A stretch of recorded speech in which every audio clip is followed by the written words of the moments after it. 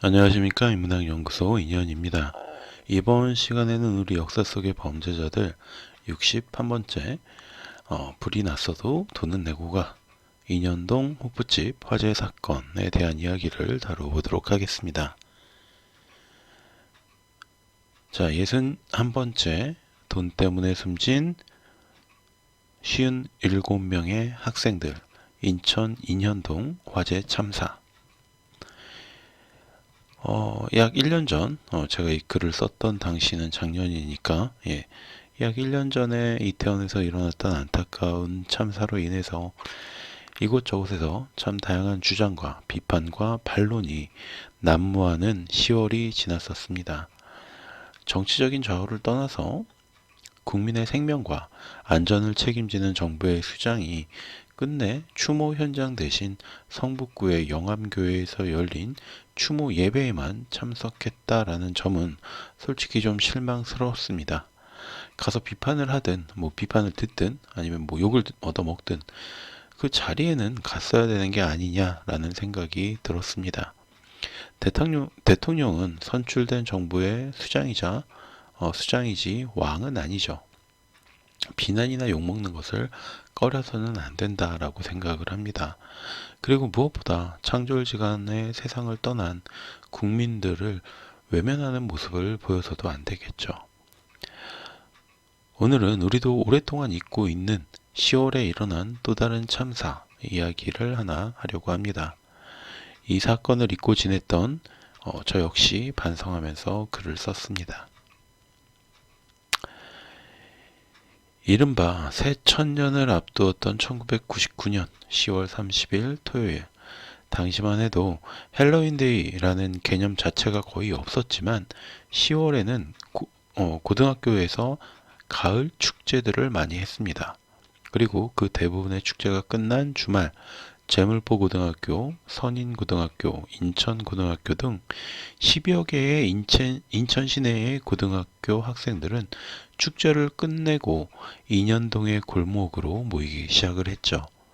그 중에서도 가장 인기가 있었던 곳이 바로 라이브 투 호프라는 곳이었습니다. 고등학생놈들이 뭔 놈의 술이냐? 이렇게 따지신다면 저도 90년대 중반 고등학교 때부터 투다리라는 곳을 가봤기 때문에 할 말은 없지만 이 이야기의 논제와는 벗어나는 이야기라고 생각이 됩니다. 아무튼 이 상가 건물은 지하에는 노래방, 1층에는 고깃집, 2층에는 호프집, 3층에는 당구장으로 이루어져 있었는데 다 고등학교 학생들이 좋아할 만한 것이 다 모여 있는 거죠. 특히 2층 호프집은 120여 명을 수용할 수 있는 곳이었고 신분증 검사 역시 제대로 하지 않았기 때문에 수많은 학생들이 이곳에 몰려들었던 것입니다. 이후에 밝혀진 바에 따르면 총 34개의 인근 학교 학생들에게서 피해가 발생했고 일부는 중학생들도 있었다고 합니다. 아무튼 저녁 7시가 가까워진 시각, 지하 노래방에서 처음으로 불길이 시작됩니다. 당시 노래방은 공사 중이었는데 공사장에서 아르바이트 중이었던 10대 학생 한 명이 담배를 피우기 위해서 불을 붙이는 순간 커다란 폭음과 함께 불길이 치솟아 올랐다라고 합니다. 당시 공사를 하던 인부들이 신호통과 페인트통 등을 제대로 밀봉하지 않고 놔두었던 것이 원인이었죠. 이미 노래방 안은 유증기로 가득 차 있었는데 아르바이트생의 라이터가 도화선을 당겼던 겁니다. 특히나 내부 인테리어를 동굴 비슷하게 꾸미다 보니까 우레탄 폼 역시 많이 사용이 되었기 때문에 불길은 순식간에 번져 나가게 됐습니다. 다행스럽게도 1층 고깃집에 있던 사람들은 불이 난 사실을 깨닫자마자 몸을 피할 수 있었죠. 고깃집의 특성상 지금도 그렇지만 벽이 대형 유리창으로 되어 있기 때문입니다. 불길은 계단을 타고 순식간에 번지기 시작했습니다.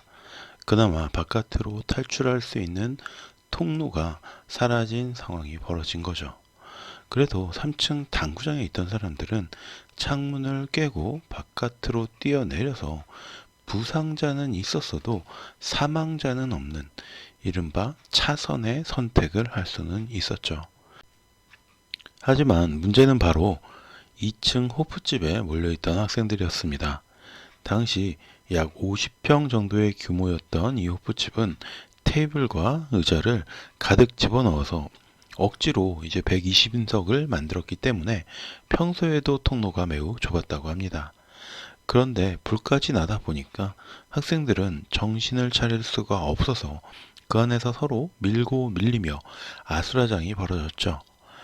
그나마 화재 초기에 출입문을 통해 밖으로 나가려던 아이들도 있었지만 당시 호프집의 매니저였던 이준희, 이 사람이 출입문을 가로막고 돈을 내야 나갈 수 있다라면서 아이들을 막아섰습니다. 그리고 그곳에서 실랑이를 벌이는 동안 유독가스를 품은 연기가 실내에 들어차며 아이들은 탈출의 기회를 놓쳐버렸죠. 물론 이 이준이라는 인간은 그 전에 문을 걸어 잠그고 혼자 도망을 쳤다고 합니다. 전기마저 나간 상태에서 뒤늦게나마 아이들은 반짝이는 비상구 표시를 확인하고 그곳으로 달려갔지만 그곳은 비상구가 아닌 그냥 화장실일 뿐이었습니다. 비상구 표시를 가짜로 달아만 놓았던 상태였던 거죠. 결국 거기서도 수많은 아이들이 하나둘씩 쓰러져 갔습니다. 그렇다면 왜 3층 당구장처럼 창을 깨고 밖으로 뛰어내리지 못했을까요? 당시 호프집의 사장은 창 전체를 간판으로 쓰기 위해서 석고보도를 덧대 놓은 상태였기 때문입니다. 그래서 학생들의 눈에는 그저 두터운 벽으로 보일 뿐이지 거기에 유리창이 있을 것이다 라고 생각할 수가 없었던 거죠. 이 점에 대해서는 건물주와 건물주의 부인 역시 지적을 했지만 호프집 사장은 들은 척도 하지 않았습니다. 소방서에서 가끔 점검을 나오기는 했으나 형식적으로 몇 가지 질문만 던지고 돌아갔다. 호프집 주인이 창문을 합판으로 막고 건물 정문에 인화성 강한 스티로폼으로 만든 장식물을 세우는 등 건물 구조를 몇 대로 변경, 여러 차례 얘기했으나 들은 채도 하지 않았다. 당시 건물주 노 씨의 부인이었던 신 씨의 인터뷰 내용 동아일보 1999년 11월 1일 기자에서 갖고 왔습니다. 난생 처음 위기를 맞은 이 학생들은 패닉에 빠졌고요. 이런 아이들에게 열려있는 탈출구는 어디에도 없었던 겁니다. 결국 57명이 숨지고 79명이 부상을 당하는 이런 끔찍한 결과만이 남게 되었죠. 사실 지하 노래방에서 발생했던 불은 소방관에 의해서 30분 만에 진화가 되었습니다. 대부분의 학생들은 불이 아닌 연기와 유독가스 때문에 질식사를 했던 거죠. 그러나 이 끔찍한 참사의 배후에는 더 끔찍한 공권력의 야합이 있었습니다.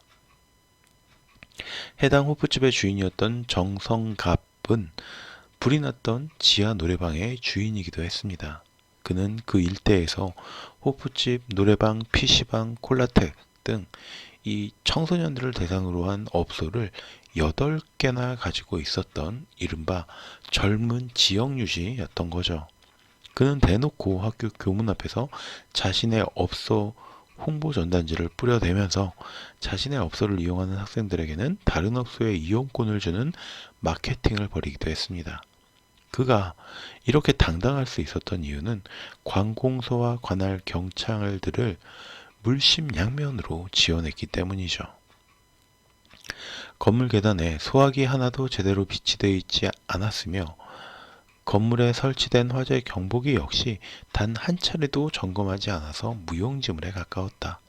2층 호프집과 지하 노래방을 함께 경영해온 정성갑 씨가 청소년에게 술과 담배 등을 팔아 주변 상인들이 여러 차례 경찰에 신고했지만 영업은 버젓이 계속되었다.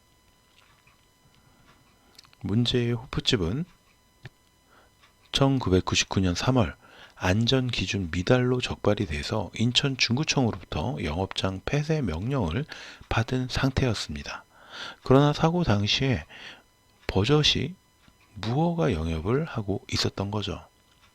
사실 그가 영업을 하던 8곳의 영업장이 모두가 무허가 업소였다고 합니다. 그럼에도 그가 이렇게 당당하게 업소를 운영하고 청소년들을 타깃으로 돈을 벌 수 있었던 것은 관내 경찰 담당 공무원들과의 유착이 있었기 때문이었습니다. 한 경찰관은 의무 경찰을 관리하던 방범 순찰 대장으로 재직하던 당시에 정성갑의 호프집 수리를 위해서 소속 의경 3명에게 지원 근무를 명령하기도 했습니다. 경찰관 중에는 정시 소유의 고급 주택에서 전세로 사는 경우도 있었죠. 이들이 자신들의 물주이자 집주인인 정성갑을 제대로 조사할 리는 만무했습니다. 이런 사실이 밝혀지면서 불법 호프집을 불법 영업하는 것을 제대로 단속하지 않았던 경찰관들과 공무원들을 무더기로 징계를 하게 됐고요. 수사의 대상까지 됐습니다. 당시 대통령이었던 김대중 대통령은 사고 13일 만에 경찰청장을 전격 경질하기까지 했고요. 검찰은 경찰 11명, 시구청 공무원 7명 등 모두 19명을 재판에 넘겼는데 실형을 받은 이는 아무도 없었다고 합니다. 그렇다면 이 모든 사건의 배후 인물인 정성갑과 학생들을 도망치지 못하게 막아냈던 이 이준희는 어떤 처벌을 받았을까요? 화재 직후 잠적했던 정성갑은 사고 발생 3일 후에 자수를 했고요. 이후 호프집 사장 정성갑과 관리사장, 그러니까 매니저 이준희는 업무상 과실치사상 죄 등의 혐의로 구속돼서 각각 징역 5년, 징역 3년 6개월이 확정되었습니다. 이게 말이 됩니까? 무허가 업소에서 온갖 소방법을 어기고 불이 나서 도망치는 학생들을 막아 세워서 57명의 학생들을 죽였는데 이 사람들이 5년, 3년 6개월 내린 법원은 이게 정말 최선의 법리 해석이었는지 정말 의문입니다. 그리고 불과 중고등학생이었던 아이들 57명의 처참한 죽음에 대한 형벌이 이게 정말 적합한 건지 궁금합니다. 이것은 단순한 실수로 벌어진 참사가 아니라 정성갑과 이준희 그리고 그 돈을 받아 처먹은 경찰과 공무원들이 일으킨 분명한 인재였습니다. 하지만 언제나 그렇듯이 법원의 판단은 제 생각과는 달랐습니다. 57명의 아이들은 이 판결에 대해서 과연 어떤 기분을 느꼈을까요? 이후 인천시 교육청은 화재 참사를 기리기 위해서 2004년 참사 현장 인근의 옛 초등학교 부지에 인천학생교육문화회관을 건립하고 추모비를 설립했다고 합니다. 이런 비석이 먼저 세상을 떠난 이 아이들의 영혼을 얼마나 위로해 줄 수 있었는지는 모르겠습니다. 앞서 잠깐 언급했던 이태원의 참사에서도 그리고 이 인천 인현동 호프화재 사건에서도 일부 사람들은 이렇게 이야기를 합니다. 자기들이 놀러 갔다가 죽은 걸 왜 정부 탓을 하느냐. 고등학생들이 술이나 마시러 가니 죽은 거지. 저는 이런 분들에게 묻고 싶습니다. 아니 놀러 가면 죽어도 괜찮은 겁니까? 위험지역도 아니고요. 기밀지역도 아니고요. 접근 금지구역도 아니고요. 그냥 대한민국 땅 어떤 장소에 우리가 무엇을 하러 갔던지 죽어도 괜찮은 곳이라는 건 없습니다. 온갖 흉악한 범죄를 저지른 범죄자들에 대한 사형을 포기한 현재 대한민국은 더욱이 그런 논리를 내세워서는 안 되겠죠. 물론 학생들이 호프집에 가서 술을 마신 건 잘못이에요. 그렇지만 돈 때문에 학생들을 유혹하고 그 돈을 받아서 다시 뇌물로 바치고 그 돈을 받고 온갖 불법을 눈 감아준 어른들을 5년, 3년 6개월 실형 없음으로 용서한 대한민국은 역시 이 학생들을 비난할 자격 또한 없다고 생각합니다. 게다가 이태원 참사에서 그냥 오랜만에 엄마와 저녁 식사 나들이를 나왔던 모녀처럼 헬로윈과 상관없이 그 길에 있었던 사람들도 있었고요. 인천 호프집 참사에서도 용돈 좀 벌어보겠다고 어린 나이에 그런 곳에서 아르바이트를 하던 10대 소년도 있었습니다. 이 학생은 해당 업소의 종업원이었다라는 이유로 정부에서 나누어준 보상금조차 받지 못하는 처지였다고 합니다. 희생자 중에 한 사람도 죽어도 괜찮은 사람도 없었지만 이들을 비난하는 이런 단순한 논리조차 말도 안 되는 억지 논리라는 의미입니다. 정치적 성향과는 상관없이 그저 안타깝게 희생된 어린 아이들과 그 유가족의 고통에 공감을 해주는 게 먼저가 아닌가라는 생각이 듭니다. 그리고 한 번쯤 그들을 기억하고 그들의 평안을 기도했으면 좋겠습니다. 오늘 이야기는 여기서 마치도록 하고요. 오늘의 이야기가 여러분들의 흥미를 조금이라도 채워드렸다면 구독과 좋아요도 부탁드리겠습니다. 저는 다음 시간에 다른 이야기로 또 찾아뵙도록 할게요. 감사합니다.